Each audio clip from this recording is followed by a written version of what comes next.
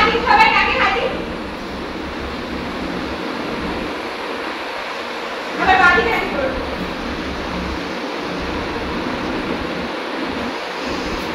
দিদি ছবি তুলি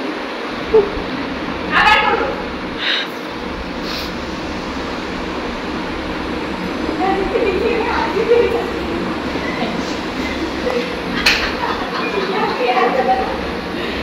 স্বাস্থ্য ভালো রাখার জন্য প্রত্যেকদিন অন্তত 150 মিনিট করে হাঁটা উচিত ঠিক আছে কারণ প্রত্যেকেরই সুগার প্রেশার খুব তাড়াতাড়ি ধরা পড়ছে সেই জন্য